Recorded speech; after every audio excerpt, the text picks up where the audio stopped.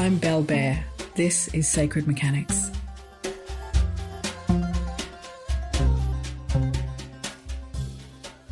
I'm back. I know it's been ages, and I promise to come back with some more consistency now. I've been doing so many things, and I bet you have been too.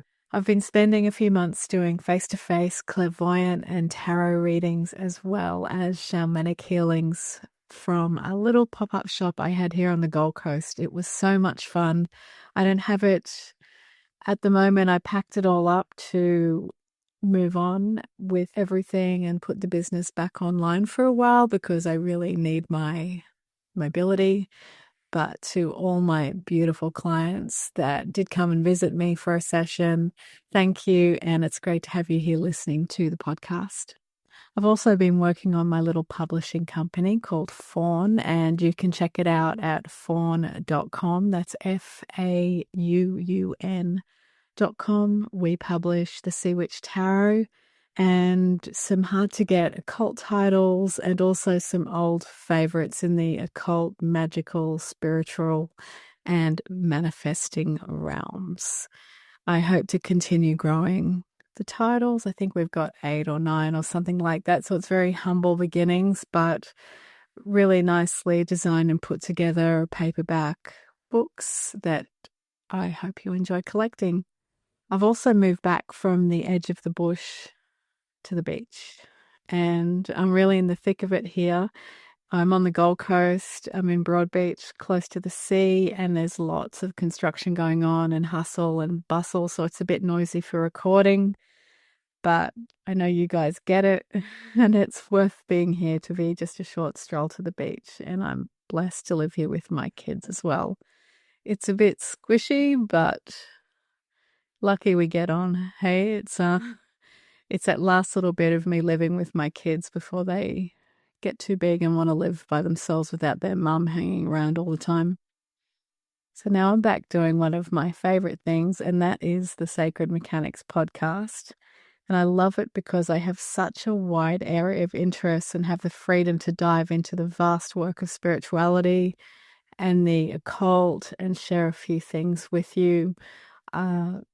It's a massive landscape, as you know, and even I'm also conscious of the fact people just embarking on their spiritual path for the first time. It's hard to know where to start.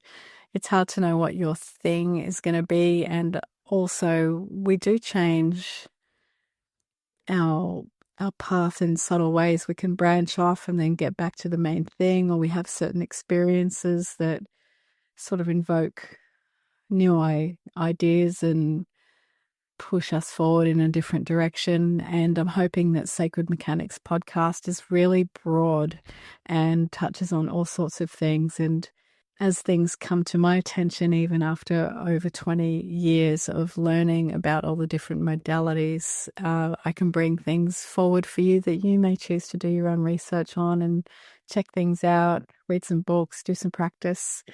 And what would be the ultimate is for you to get back to me and let me know how you went and what you are interested in, because I'd like this to become a real two-way thing.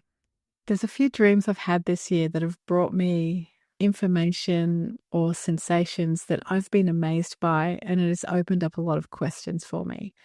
In shamanism, dreams that go beyond and feel very real or lucid are called big dreams. And I really do try and take note when I have these big dreams. I mean, every dream that I remember, I really enjoy sort of unpacking it in those first few moments of waking up. But there's ones that I have no trouble remembering because it was more like a lived experience. I know you know what I mean. So, dream number 1. I'm an avid student of the nature of reality, consciousness, how our brain works. I receive plenty of information during my sleep states, and I even work predominantly in theta state when doing my divination and energy healing work. I was clearly told in a dream recently that our brain was a transmuter of information, not a transmitter, a transmuter. I was not told what the brain transmutes. but I would expect it is energy, and that this energy is what appears to us as our thoughts, and everything we perceive is part of the human experience. So it was really specific that it was a transmuter and not a transmitter. So anyone really interested in this field of study of science of the brain, and also when we edge into quantum mechanics and that whole nature of reality discourse is amazing. But the differences between transmitter and transmuter are actually potentially very potent when we're talking in this context of consciousness and the brain's function. I know there's a lot of discussion of, us being one energy or spirit or souls having a human experience in our body. And there's also this metaphor of our body is a bit like having a headset on and experiencing the world in that way. But there's all these other aspects to it. And if we do our own research and look into what this means spiritually and scientifically, there's some delectable rabbit holes for you to go down if you're into that kind of thing. Dream number 2. This is really funny because I think it's really random and it's the most startling outcome for me. So I dreamt that lobsters were the key to longevity or eternal youth. I didn't have a dream so much of lobsters, but I had a dream of someone holding a lobster right in my face saying, Bel, pay attention to this. This is really important. Lobsters are the key to longevity. And that was it. That was the dream. So, yeah, I woke up and couldn't get to my computer fast enough to Google that one. Oh, it was just so random. And guess what? It's true. It turns out they have a longevity enzyme which repairs the telomeres at the end of DNA strands. So my message to any scientists out there, I know you're researching it, but keep digging. You're close to something really big. It's just incredible, and I don't know what we'll all be doing, and I don't think it's about eating the lobsters. I think it's something about this enzyme, and that it's in every cell of the lobster, and this is what we need to know. Not that we want to live forever, but it was about this constant repair and renewal and rejuvenation that I think we could all do with a little bit, and it could be very healing at the very least for some to find out what this gift is from nature for us that we need to learn more about. All right, so dream number 3. In this dream, something happened to me that has never happened before. I became conscious I was inside somebody else's body, like a puppet almost. I was having their experiences and I was sitting in their body looking through their eyes. It was really weird, really cool. And here's how it went. I was in a man's body. I looked down at myself, my arms, my hands. I was conscious. I was in a body of a large build and noticed I was dressed in some kind of military uniform. It was also a lucid dream. I knew I was animating this body that was not mine. And I was paying attention very closely to my environment, knowing it was a real gift having this experience. I sat behind a big desk with papers in front of me that I felt I needed to review for a waiting party. I was in some kind of old warehouse with huge brick arches and wooden floorboards and sandbags all around, and there were people, men, rushing everywhere. It was chaos. I looked to my right to notice a young man almost cowering in fear of me. He was a soldier and he was blonde and young, and he was like waiting for me to say something. And I said to him, "What day is it?" And he said, "Sir, it is July 16th. And then he paused and I looked at him and he said, 1796. Then I look ahead of me in the room or the space I was in, and there was a man on a horse inside the warehouse. The horseman, in a stately uniform, sat straight and tall and gazed out of the high window from his horse. I couldn't see his face. I was behind him. It's like he was deep in thought or pondering or strategizing. And I thought to myself, that looks like Napoleon, which it probably was, as a side note. Then I dreamt that I told somebody about the dream. So it was a dream within a dream before I finally woke up. So when I did wake up, I was sure to bring back that date with me. It was very clear what I just experienced.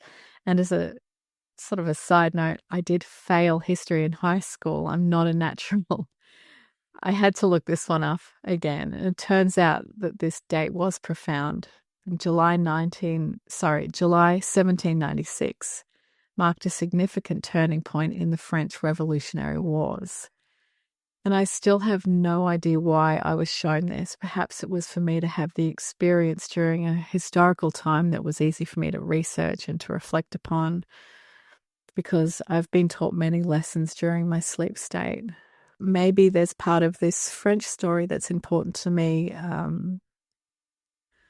Two of my children have a French father. They're half French. I've lived in France for some time. Maybe I've sort of tumbleweeded and accumulated some sort of historical, spiritual, or energetic attachment through passing through that place. I don't know.